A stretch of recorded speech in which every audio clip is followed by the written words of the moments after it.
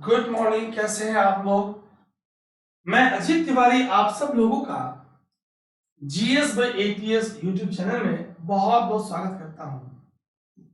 मैं आशा करता हूं कि आप सीरीज को एंजॉय करने होंगे, इस वार्षिक करंट अफेयर सीरीज को।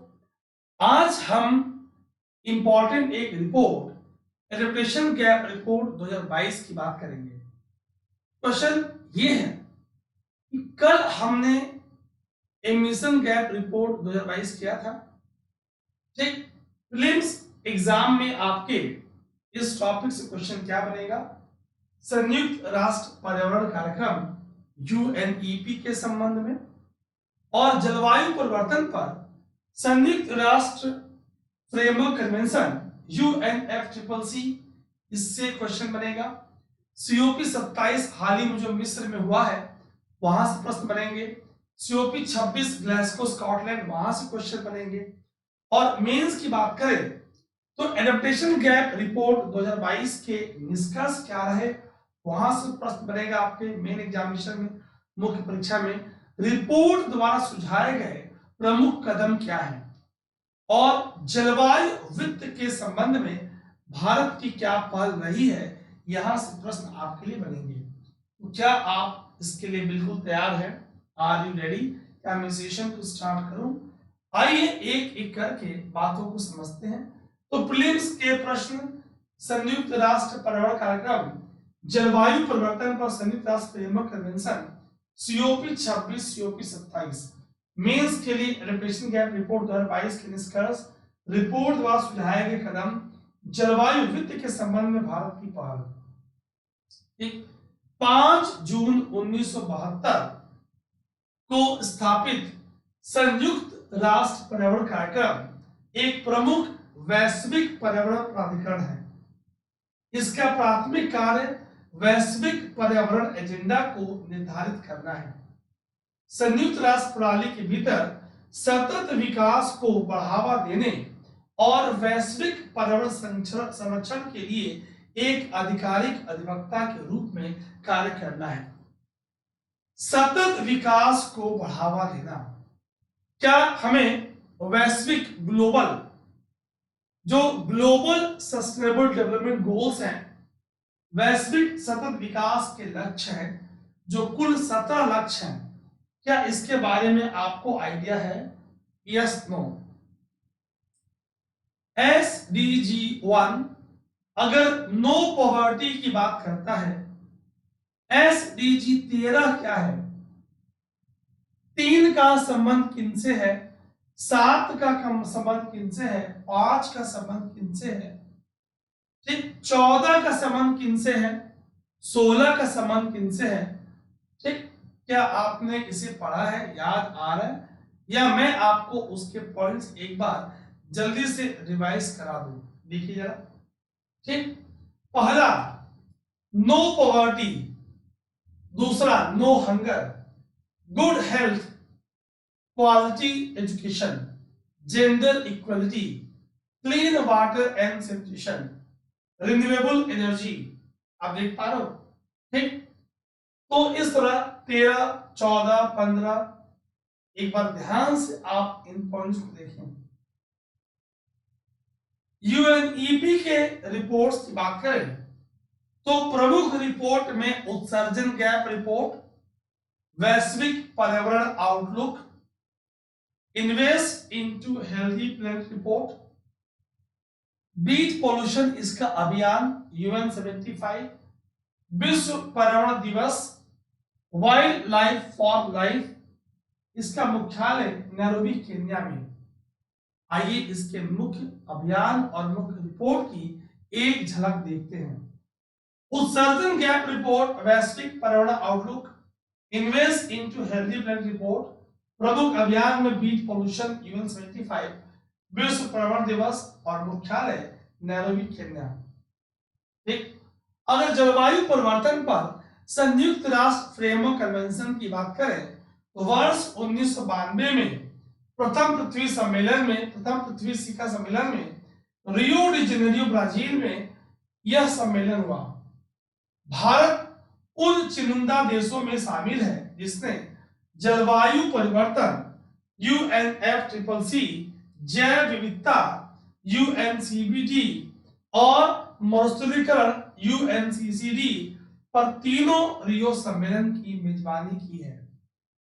3 रियो सम्मेलन, जो प्रथम पृथ्वी सम्मेलन का आउटकम है UNCCD मरुस्थलीकरण से संबंधित, UNFCCC जलवायु परिवर्तन से संबंधित, UNCBD जैव विविधता से संबंधित 3 रियो कन्वेंशन, तीनों की मेजबानी भारत ने की है। ठीक, तो हम चाह रहे हैं 1994 से प्रतिवर्ष ये लागू हुआ और 1995 से प्रथम COP कॉप स्टार्ट हुआ। वर्ष 2015 में 21वां कॉप पेरिस समझौते के रूप में हुआ, जो इसकी मूल संधि पेरिस ट्रीटी है। वर्ष 97 में क्योटो प्रोटोकॉल COP 3 कॉप 3 हुआ, ये भी UNFCCC की मूल संधि है ना। UNFCCC का सचिवालय UN क्लाइमेट चेंज संयुक्त राष्ट्र की एक इकाई है जो जलवायु परिवर्तन के खतरे पर वैश्विक प्रतिक्रिया का समर्थन करती है। यह मुख्यालय बॉन, जर्मनी में स्थित है।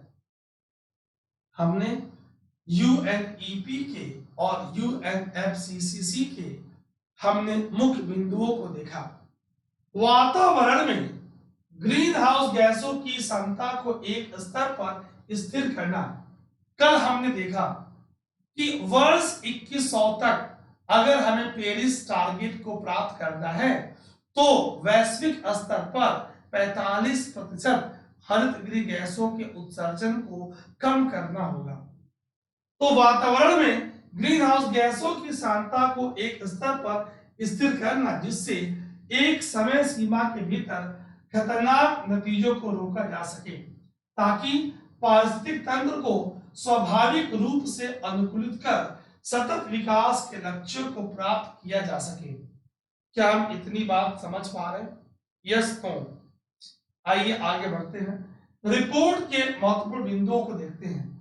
संयुक्त राष्ट्र पर्यावरण कार्यक्रम UNEP की एडेप्टेशन गैप रिपोर्ट 2022 के अनुसार अनुकूलन योजना, वित्त पोषण और कार्यान्वयन की दिशा में किए जा रहे वैश्विक प्रयास दुनिया भर में कमजोर समुदायों को जलवायु परिवर्तन के प्रभावों के बढ़ते जोखिमों के अनुकूलन हेतु सक्षम करने के लिए पर्याप्त नहीं है। क्या करें फिर? भाई पर्याप्त नहीं है। इस रिपोर्ट के अनुसार राष्ट्रीय स्तर पर सरकारों की ओर से अनुकूलन योजनाओं पर कुछ प्रगति की गई है, लेकिन यह वित्त द्वारा समर्थित नहीं है। इस मुद्दे को हमें समझना होगा। संयुक्त राष्ट्र फ्रेमवर्क कन्वेंशन के कुल 197 सदस्यों में से एक तिहाई, आप समझेंगे, सदस्यों में से एक तिहाई ने अनुकूलन से संबंधित मात्रात्मक क्वांटिटेटिव समयबद्ध टाइम बाउंड लक्ष्यों को अपनाया है और इनमें से 90% ने लैंगिक आधार के साथ वंचित समूहों को भी शामिल किया है। बहुत ध्यान से सुनेंगे। एक बार मैं पॉइंट्स आपको बोल के समझा दूंगा, फिर स्क्रीन में दोबारा आपको दिखा के समझाऊंगा ताकि बात याद हो जाए। अंतरराष्ट्रीय अनुकूलन, अगर हम वित्त प्रवाह की बात करें तो ये जो आवश्यकता है उससे 5 से 10 गुना तक कम है और यह अंतर लगातार बढ़ते जा रहा है। वर्ष 2020 में अनुकूलन हेतु वित्त वर्ष 2019 की तुलना में मात्र 4% की वृद्धि के साथ बढ़कर 29 बिलियन अमेरिकी डॉलर पहुंच गया है, जो पर्याप्त नहीं है। अनुमान कितने का है? आइए एक एक पॉइंट को देखते हैं। ठीक, तो जलवायु परिवर्तन पर संयुक्त राष्ट्र फ्रेमवर्क कन्वेंशन के 197 सदस्यों में से केवल एक तिहाई ने अनुकूलन से संबंधित मात्रात्मक और समयबद्ध लक्ष्यों को अपनाया है। और इनमें से 90% ने लैंगिक आधार के साथ वंचित समूहों को भी शामिल किया है। अंतरराष्ट्रीय अनुकूलन वित्त प्रभाव आवश्यकता से 5 से 10 गुना तक कम है और यह अंतर लगातार बढ़ता जा रहा है। वर्ष 2020 में अनुकूलन हेतु वित्त वर्ष 2019 की तुलना में 4% की वृद्धि के साथ बढ़कर 29 बिलियन अमेरिकी डॉलर तक पहुंच गया है। ठीक है, अब आप देखना, ठीक, यूएनसीसीडी, एफसीसीसी और सीबीडी, ठीक, तीनों का आपस में क्रॉस सेक्शन इंटरसेक्शन। भाई ऐसा तब है विकासशील देश की अनुमानित वार्षिक अनुकूलन आवश्यकता है 2030 तक 160 से 340 बिलियन अमेरिकी डॉलर और वर्ष 2050 तक 315 से 565 बिलियन अमेरिकी डॉलर तक होना अनुमानित है। ये हम समझ पा रहे हैं, है ना। तो प्रश्न ये है कि भाई वित्त एक महत्वपूर्ण मुद्दा है। क्या रिपोर्ट में सुझाए गए प्रमुख उपाय क्या है? प्रकृति आधारित दृष्टिकोण। रिपोर्ट में इस बात पर प्रकाश डाला गया है कि योजना, वित्त पोषण और कार्यान्वयन के संदर्भ में शमन व अनुकूलन कार्यों को जोड़ने में से सहलाभ प्राप्त होंगे। ठीक, इसका एक उदाहरण प्रकृति आधारित समाधान हो सकता है, प्रकृति आधारित दृष्टिकोण हो सकता है। आइए पॉइंट को देखते हैं। रिपोर्ट में सुझाए गए उपाय। प्रकृति आधारित दृष्टिकोण। रिपोर्ट में इस बात पर प्रकाश डाला गया है कि योजना, प्लानिंग, वित्त पोषण और कार्यान्वयन के संदर्भ में शमन, मिटिगेशन व अनुकूलन, एडेप्टेशन कार्यों को जोड़ने से सहलाभ प्राप्त होंगे। इसका एक उदाहरण प्रकृति आधारित समाधान हो सकता है। 4 कौन से जलवायु अनुकूलन देशों के COP 27 जो हुआ उसमें ग्लासगो की बातों को बड़ी कड़ाई के साथ बात करने की आवश्यकता हुई और COP 27 में हमने इसके परिणाम को देखा। आइए इस पॉइंट को समझते हैं। ठीक, देशों को COP 27 से शुरू होने वाले अनुकूलन, निवेश और परिणामों को बढ़ाने के लिए मजबूत कार्रवाई के साथ ग्लासगो जलवायु संधि का समर्थन करने की आवश्यकता है। हम इसके बारे में बात करेंगे, अभी समझेंगे। अनुकूलन अंतर का समाधान 4 महत्वपूर्ण तरीकों से किया जाना चाहिए। पहला, अनुकूलन के लिए वित्त पोषण बढ़ाना। विकसित देशों को अनुकूलन हेतु ग्लासगो में COP 26 में जो निर्धारित वित्त को दोगुना करने 40 बिलियन अमेरिकी डॉलर के अपने वादे के लिए एक स्पष्ट रोड मैप तैयार करने की आवश्यकता है। भाई वित्त पोषण बढ़ाने की जो बात COP 26 ग्लासगो में हुई थी, अब उसका रास्ता क्या है, कैसे कैसे कब कब ये बढ़ेगा। पहली बात, जिस व्यवसाय मॉडल से समाधान नहीं आ पा रहा है तो अनुकूलन प्राथमिकताओं को निवेश योग्य परियोजनाओं में रूपांतरित करने हेतु विश्व को तत्काल एक नए व्यवसाय मॉडल की आवश्यकता है, क्योंकि सरकार जो प्रस्ताव करती है और जिसे फाइनेंशियल निवेश योग्य मानते हैं उनके बीच तालमेल नहीं है। तो फाइनेंशियल नहीं मिलेंगे तो व्यवसाय के मॉडल सफल नहीं होंगे। तो अनुकूलन प्राथमिकताओं को निवेश योग्य परियोजनाओं में रूपांतरित करने हेतु हमें नए व्यवसाय मॉडल अपनाना होगा। दूसरी बात। तीसरी बात क्या है, डाटा कार्यान्वयन की आवश्यकता।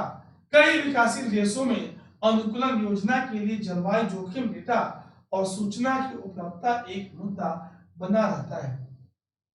संशोधित चेतावनी प्रणाली। चौथा, चरम मौसमी घटनाओं और समुद्र के जल स्तर में वृद्धि जैसी परिवर्तनों के संदर्भ में पूर्व चेतावनी प्रणालियों का कार्यान्वयन एवं संचालन सुनिश्चित करना।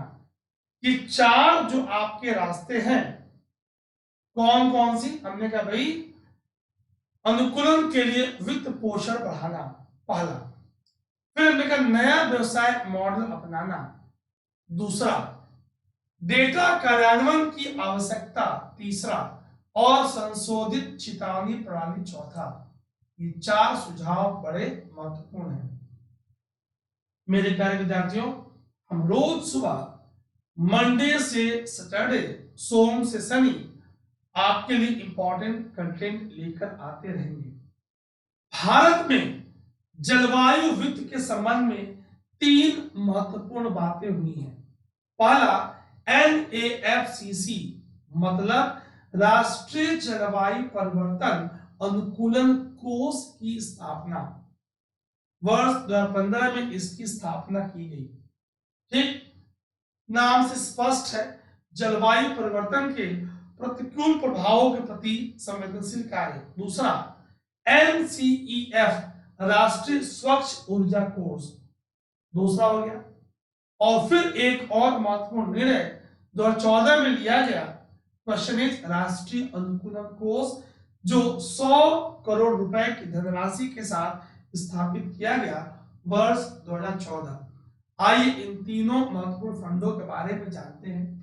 जलवायु वित्त के संबंध में भारत की पहल, आइए इस पॉइंट को समझते हैं। हमने कहा भाई राष्ट्रीय जलवायु परिवर्तन अनुकूलन कोष NAFCC, ठीक, राष्ट्रीय जलवायु परिवर्तन के प्रतिकूल प्रभावों के प्रति संवेदनशील राज्यों और केंद्र शासित प्रदेशों हेतु जलवायु परिवर्तन अनुकूलन की लागत को पूरा करने के लिए वर्ष 2015 में इस कोष की स्थापना की गई। कौन सी कोष? NAFCC। क्या है ये? राष्ट्रीय जलवायु परिवर्तन अनुकूलन कोष। दूसरा मैंने क्या बताया आपको? दूसरा कोष बताया मैंने आपको राष्ट्रीय स्वच्छ ऊर्जा कोष, NCEF national clean energy fund. उद्योगों द्वारा कोयले के उपयोग पर प्रारंभिक कार्बन टैक्स के माध्यम से वित्त पोषित स्वच्छ ऊर्जा को बढ़ावा देने के लिए इस कोष का निर्माण किया गया था। कोयले के उपयोग पर प्रारंभिक कार्बन टैक्स, यह वित्त सचिव अध्यक्ष के रूप में के साथ एक अंतर मंत्रालय समूह द्वारा शासित किया जाएगा। इसका प्रमुख उद्देश्य जीवाश्म और गैर जीवाश्म ईंधन आधारित क्षेत्रों में नवीन स्वच्छ ऊर्जा प्रौद्योगिकी के अनुसंधान एवं विकास के लिए कोष प्रदान करना है। सीधा प्रश्न बनेगा, ठीक, या उन्होंने वित्त सचिव की जगह पे यूनियन मिनिस्टर या MOEFCC डाल देंगे। जीवाश्म और गैर जीवाश्म में जीवाश्म केवल ऐसे कर देंगे और लोग कंफ्यूज कर जाएंगे। आपको कंफ्यूज नहीं होना है, ठीक। राष्ट्रीय अनुकूलन कोष की स्थापना वर्ष 2014 में 100 करोड़ की धनराशि के साथ की गई। इसका उद्देश्य आवश्यकता और उपलब्ध धन के बीच के अंतर की पूर्ति करना था। यह कोष पर्यावरण, वन और जलवायु परिवर्तन मंत्रालय के तहत संचालित है। ये तीनों कोष, तीनों फंड हमें याद रखना है, भारत का इसमें योगदान। ठीक, हमने UNEP के पॉइंट्स देख लिया था कि 5 जून 1972 को ये स्थापित हुआ था, है ना। ये बात हम बिल्कुल स्पष्ट रूप से जान चुके हैं। हेडक्वार्टर केन्या और नैरोबी, इसके रिपोर्ट्स की बात आपसे हो चुकी थी। कौन कौन से रिपोर्ट इससे संबंधित है ना। क्या इतनी बात हम क्लियर कर पा रहे हैं? Yes, no. हमने UNFCCC के बारे में बात कर लिया था आपसे। फिर हमने आपसे, ठीक, UNFCCC में के जो बॉन में मुख्यालय, उसकी बात हमने कर ली थी। आइए अब आपको अगर कोई सहायता कर चाहिए, आप हमसे जुड़ सकते हो। क्वेश्चन इज कहाँ जुड़ सकते हो? वेबसाइट विजिट करेंगे ajitlive.in। हमने एक व्हाट्सएप ग्रुप बनाया है, ब्रॉडकास्ट ग्रुप, जिसमें कोई एक दूसरे के नंबर का मिसयूज नहीं कर सकता। और क्लासेस के लिंक्स पीडीएफ पीपीटीज आपको एग्जाम की इंफॉर्मेशन, कोई सुझाव आपको मिलती रहेंगी, टीम आपको भेजती रहेगी। अगर आप ग्रुप से जुड़ना चाहते हैं तो अपना नाम और डिटेल इन नंबर पे, दोनों नंबर पे भेज दीजिएगा। ठीक, नीचे डिस्क्रिप्शन में टेलीग्राम चैनल का लिंक दिया है, t.me/अजीत live, Ajit Tiwari sir @general studies. आप ट्विटर और फेसबुक पे भी हमसे जुड़ सकते हैं। आपका बहुत बहुत धन्यवाद। God bless you. जय हिंद, जय भारत।